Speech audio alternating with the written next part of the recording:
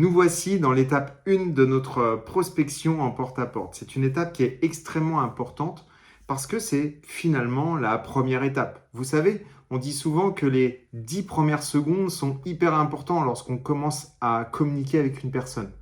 Et donc, si vous apportez de l'énergie négative à ce moment-là, si vous apportez une mauvaise impression, forcément, les gens ne vont pas forcément bien vous répondre. Donc, dans cette première partie, il va falloir vous présenter très rapidement. Vous sonnez ding dong. Oui, bonjour, je m'appelle Alexandre Cordani, je suis conseiller immobilier. Il faut bien sûr se présenter. Je suis conseiller immobilier et je suis nouveau dans le quartier et je m'intéresse énormément à votre quartier. Pourquoi démarrer par là? Parce que tout simplement, si les gens ne vous connaissent pas, de toute façon, que vous soyez nouveau ou pas, c'est pas trop important. Mais là, vous allez leur demander leur aide. Et le fait de leur demander leur aide, les gens, en règle générale, sont plutôt intéressés à aider les gens. Vous n'êtes pas simplement un conseiller immobilier qui vient leur demander, qui demande une information. Vous venez leur demander leur aide. Je suis nouveau dans le quartier, je m'y intéresse beaucoup. OK ? Là, souvent, les gens, dans un premier temps, en fait, ils vont vous dire « Ah non, non, non, non, mais j'ai rien à vendre ». Et c'est normal. C'est tout à fait normal que les personnes réagissent comme ça. Ils ne vous connaissent pas. Là, ce que vous allez faire, c'est les rassurer. Oui, oui, je comprends bien. Et ce n'est pas pour ça que je suis venu vous voir. J'ai juste une question. Qu'est-ce qui vous a plu dans le quartier lorsque vous avez acheté votre maison? Rappelez-vous, vous lui avez dit que vous étiez nouveau dans le quartier, que vous y intéressiez beaucoup. Et maintenant, en fait, ce que vous voulez savoir, c'est qu'est-ce qui lui a plu lorsqu'il a acheté cette maison. C'est important, tous les termes sont importants. Acheter la maison, ça veut dire que si jamais ils ne sont pas propriétaires, ils vont tout de suite vous le dire. Ils vont vous dire « Non, non, mais je suis locataire ». Donc comme ça, vous notez que le bien il est en location. Si jamais la personne vous répond, elle va vous dire plein de choses. Rappelez-vous ce que je vous ai dit dans un chapitre précédent. Je vous parlais des questions fermées. Bien sûr, on parle de questions fermées souvent. On utilise les questions fermées et qui demandent des réponses oui ou non. Mais là, vous allez demander une justification. Qu'est-ce qui vous a plu dans le quartier? Et là, vous allez voir, la magie va s'opérer. Vous allez avoir des gens qui vont vous dire, en fait, ça fait 20 ans que j'habite là. À l'époque, mes enfants étaient petits, ils avaient besoin de l'école qui était à proximité. Et donc, c'est vrai que c'est quand même pratique dans le quartier parce qu'il y a une école qui est tout à fait, qui est près d'ici.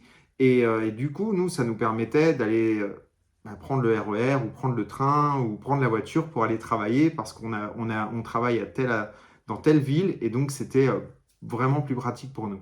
Et donc, vous allez voir que là, vous allez commencer à apprendre des choses. Rappelez-vous, je vous disais dans un chapitre précédent que souvent, lorsqu'on fait une prospection, à force d'avoir des noms, des noms, des noms, des noms, en fait, on a l'impression de ne pas avancer lorsqu'on a fait 1 heure de prospection.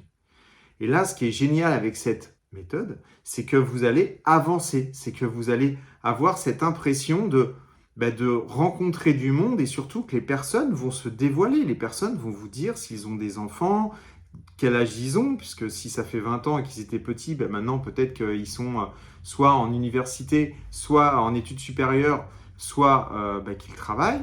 Et tout ça, vous allez pouvoir rebondir, vous allez pouvoir poser des questions de manière à vous intéresser à votre audience, de manière à vous intéresser aux personnes qui sont dans votre secteur. Donc ce qui est intéressant ici, bien évidemment, c'est que vous lui demandez d'abord si il est propriétaire, mais sans lui demander directement, ça vous l'avez compris, en lui disant qu'est-ce qui vous a plu lorsque vous avez acheté ici.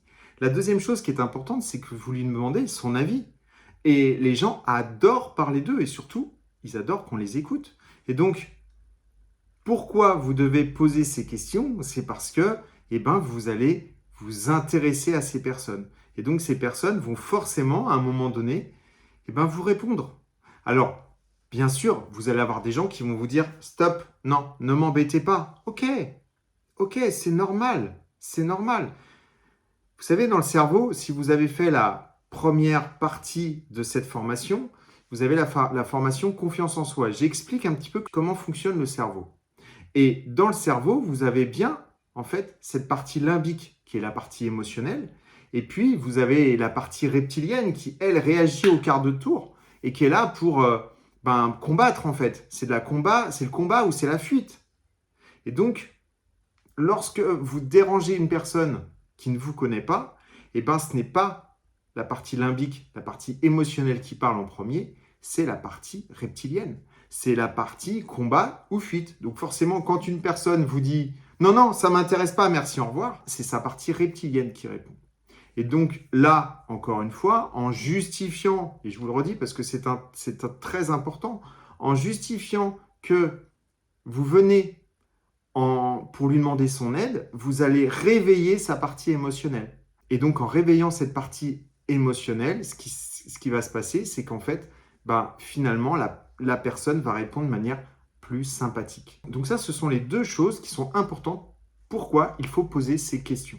La troisième chose, c'est que, je ne sais pas si vous en êtes rendu compte, mais finalement, vous vous justifiez. Je ne sais pas si vous avez lu le livre « Influence et manipulation » de Robert Cialdini, dans lequel, en fait, il explique que la justification est hyper importante.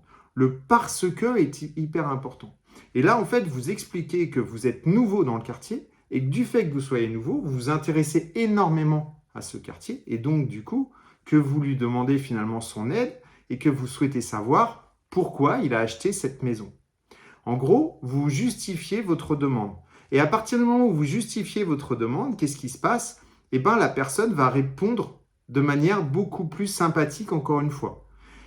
Les mots ont de l'importance, je le dis souvent moi parce que j'utilise énormément le langage de la persuasion et là, le texte que je vous donne, le script que je vous donne, c'est un script persuasif. Donc, essayez de l'adapter comme vous pouvez l'adapter pour vous, mais sachez qu'à partir du moment où vous allez l'utiliser, peut-être vous mettre devant une glace et répéter ce script. Bonjour, je m'appelle 1, je suis conseiller immobilier et je suis nouveau dans le quartier. Je m'intéresse énormément à ce qui se passe dans ce quartier. Et donc, j'aurais voulu savoir, en fait, qu'est-ce qui vous a plu lorsque vous avez acheté cette maison. C'est simple. C'est un script de 3 phrases et vous allez voir que en prenant ce script et en vous entraînant, ça va devenir pour vous une habitude. Et si la personne vous répond « Non, non, ça ne m'intéresse pas », comprenez-le et dites-lui simplement que vous n'êtes absolument pas venu pour ça. Ça va faire que sa partie reptilienne, combat-fuite, cerveau reptilien, sa partie reptilienne va finalement descendre et sa partie émotionnelle va se mettre en route. Et on sait bien aujourd'hui et on a compris en neurosciences qu'à partir du moment où on touche les émotions, on arrive à finalement faire ce qu'on souhaite des gens. Parce qu'en fait, les gens résonnent énormément par les émotions en premier. Je vous retrouve pour la deuxième partie tout de suite, le remerciement et bien évidemment la carte de visite. Vous ne l'avez toujours pas laissé la carte de visite. À tout de suite.